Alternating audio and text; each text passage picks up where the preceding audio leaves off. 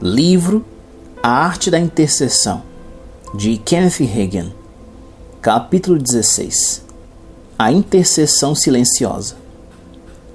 Certo ano, meus filhos Ken e Pat estudavam por correspondência. Minha família viajava comigo. Tínhamos um lar sobre rodas, que media 6,5 metros por 2,5 metros. Usávamos uma picape para levar esse trailer. Estávamos na Califórnia para realizar uma série de reuniões de avivamento, quando de repente fui despertado em plena noite. Levantei-me e examinei as portas do trailer, pensando que alguém entrara, mas estavam trancadas. Pat e Ken dormia profundamente.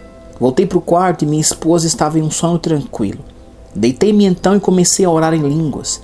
Não fiz barulho, mas dei vazão ao Espírito.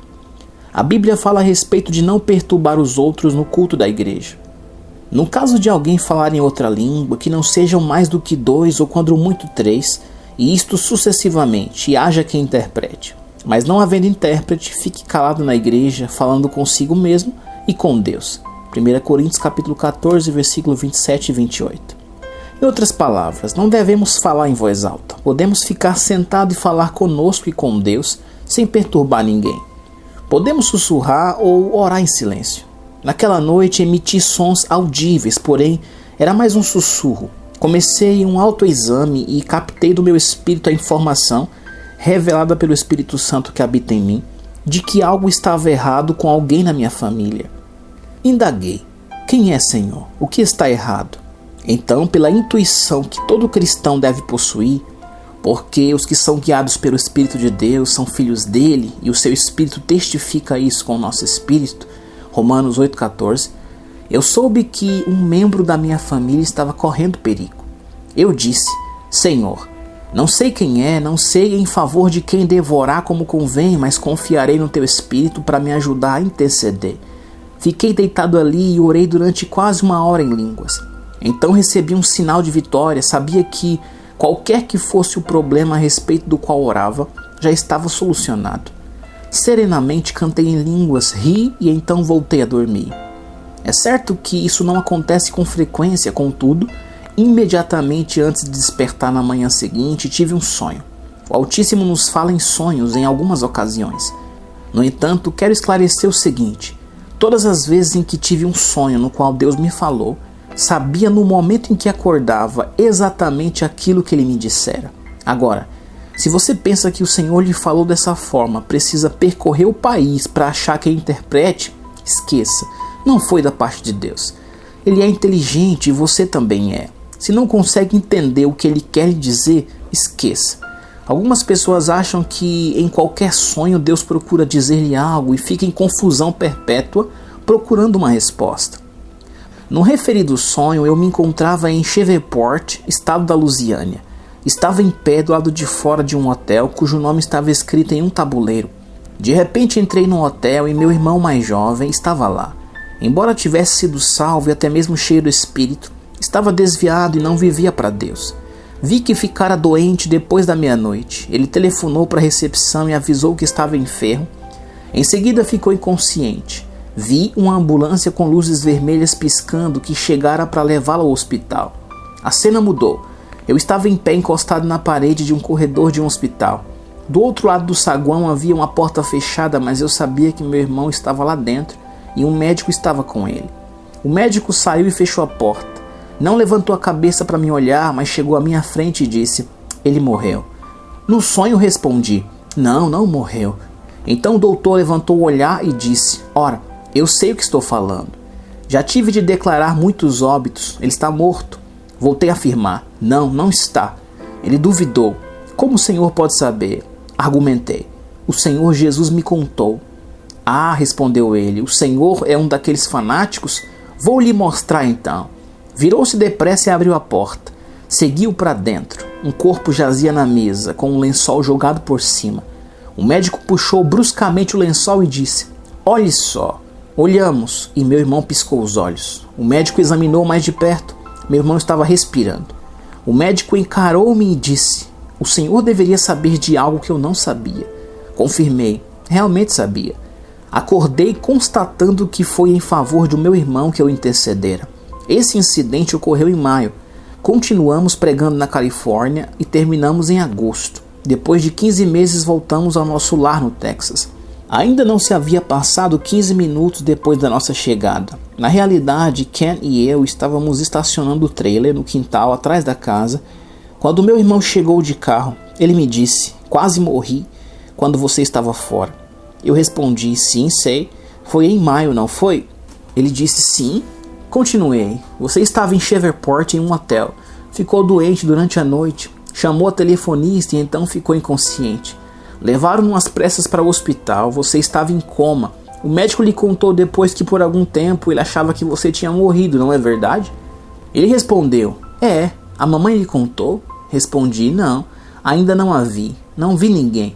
Voltamos de viagem há apenas 20 minutos. Ele estranhou. "Então como sabia?" Contei-lhe minha experiência e ele se espantou. Foi exatamente assim que aconteceu. Graças a Deus pela oração em línguas. Esse tipo de intercessão pertence a todos nós e é muito importante para a nossa vida espiritual e física. Ela é imprescindível em favor de outros e para a obra de Deus. Não é exclusividade dos pregadores. Às vezes as pessoas acham que porque têm de ficar quietas durante a oração, em certos lugares, essa súplica não é tão expressiva nem tão boa, poderosa ou produtiva como em outros casos, mas ela é eficaz. Oro em línguas nos aviões, quietamente, mas isso me edifica. Falo algo em favor do meu espírito. Nesse caso não estou intercedendo por alguém, sim adorando a Deus e edificando-me. Embora eu faça de forma silenciosa, essa oração é poderosa. Do mesmo modo, minha intercessão em favor do meu irmão foi bastante eficaz enquanto estava deitado na cama, ao lado da minha esposa, naquela noite na Califórnia, orando em silêncio para não perturbar o sono dela. Em outra ocasião, estávamos pregando no estado de Oregon. Durante a noite fui despertado. Pensava ter ouvido uma porta bater forte. Dessa vez, havia só minha esposa e eu em um trailer menor. Levantei-me e verifiquei as portas, estavam trancadas. Voltei a me deitar e comecei a fazer uma averiguação no meu espírito. Sabia que era necessária a oração, mas não tinha a mínima intuição de qual pessoa ou de que assunto se tratava. Disse: "Senhor, não sei do que se trata, mas seja o que for ou quem for, alguém precisa de ajuda. Tu disseste em Romanos 8:26 que o Espírito nos socorre. Ajuda-me, pois, a interceder." Fiquei deitado ali e orei em silêncio durante quase 2 horas. Minha esposa continuou dormindo ao meu lado, então comecei a rir e a cantar em línguas. Já tinha tido um sinal de vitória. Sabia que qualquer que tenha sido o assunto já tinha resolvido. Assim adormeci. Não houve sonho dessa vez. Não tinha a mínima ideia de quem se tratava ou do que se tratava. 3 dias mais tarde, chegou alguém do escritório do estacionamento dos trailers, dizendo que havia uma chamada telefônica interurbana de emergência para nós. Era minha irmã, que telefonava do Texas. No começo ela estava chorando e eu não conseguia entender o que ela dizia. Finalmente consegui acalmá-la para ela me contar o ocorrido. Minha irmã disse que Dub, nosso irmão mais velho, quebrara as costas. Uma mulher telefonara para ela de um hospital no estado do Kansas. O marido dela estava no mesmo quarto com Dub e recebera alta. A mulher estava preocupada porque não havia quem cuidasse de Dub. Como sofrera um acidente, estava engessado por causa das fraturas nas costas e se encontrava péssimo fisicamente. Os médicos disseram que não tinha certeza se ele sobreviveria. Oleta disse: "Procurarei chegar até lá, mas não poderei ficar. O que vamos fazer? Você pode vir junto?" Fiquei consciente de que era esse a respeito de que eu orara, e sabia que já tinha resposta. Como? Eu simplesmente sabia. Não tinha testemunhas, mas simplesmente sabia. Eu disse: "Oleta, não pense mais nisso. Nem sequer vai até lá ver a situação dele. Ele vai se recuperar. Suas costas ficarão perfeitas." Já recebi a resposta. Na realidade, ele estará em casa dentro de poucos dias. Foi assim que aconteceu. Apesar de os médicos lhe dizerem que era impossível, Dub se levantou 3 dias mais tarde e foi para o Texas. Estava em nossa casa quando voltamos para lá. Eu nem sabia em favor de quem estava orando naquela noite, mas o Espírito sabia. O que eu sabia é que tinha de orar. Agora, acordo todas as noites e dedico tempo para orar em línguas, mas não se trata de clamar a respeito de outras pessoas. Trata-se somente de ter comunhão com o Senhor. Simplesmente adoro, edifico meu espírito e me fortaleço. Quando, porém, sou acordado para interceder, quer saiba qual é o assunto, quer não, entendo que preciso entrar em oração. Usualmente fico deitado em silêncio e intercedo conforme expliquei. Alguns têm perguntado: você pode orar em línguas mentalmente sem falar nada? Não se trata de orar em línguas, mas de pensar em línguas. Você precisa dizer para conseguir orar. Talvez o diga dentro de si mesmo, porém não se trata de dizer em sua mente, e sim em seu espírito. Talvez você diga algo quietamente, mas ainda está dizendo, e isso é eficaz. Capítulo 17. A intercessão não tão silenciosa.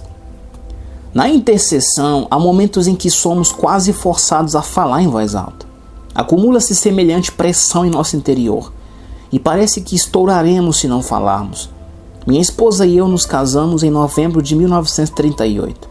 Eu pastoreava uma pequena igreja do Evangelho Pleno e não havia casa pastoral. Até então eu pagava pensão completa na casa de um dos membros. Meu sogro, um sitiante na comunidade, disse: quando vocês se casarem, mudem-se para cá. Temos bastante lugar e vocês não terão de pagar aluguel nem comida. Assim poderão começar a vida. 4 dias depois do casamento, levei meus pertences para a grande casa do sítio que ele tinha. Após as 21 horas, meu sogro disse: vamos ter nossa reunião de oração em família.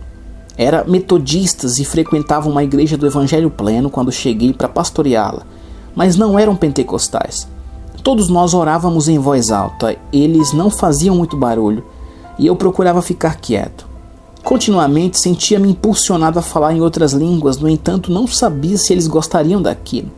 Entretanto, a pressão continuava aumentando dentro de mim, até que deixei toda a cautela e orei em voz alta em outras línguas, veloz e fervorosamente. Conservei os olhos bem fechados, porque não queria ver as pessoas. Apenas segui o impulso, gemia e falava em línguas. Sei que poderia ter evitado o impulso logo no início, porém uma vez que a pessoa se entrega ao Espírito, parece quase impossível parar. Depois de cerca de 45 minutos, o Senhor falou comigo. Só que eu não sabia que era o Senhor. Havia menos de 2 anos que eu recebera a plenitude do Espírito Santo, e tudo que nos ensinavam nos círculos pentecostais daqueles dias era: fique salvo e cheio do Espírito Santo. Então eles nos soltavam na obra. Tínhamos de descobrir aos tropeções qualquer coisa além daquilo. Porém, estou consciente de que Deus me orientou. Impõe a mão sobre a sua esposa e a encherei com meu espírito. Pensei: se eu fizer isso e nada acontecer.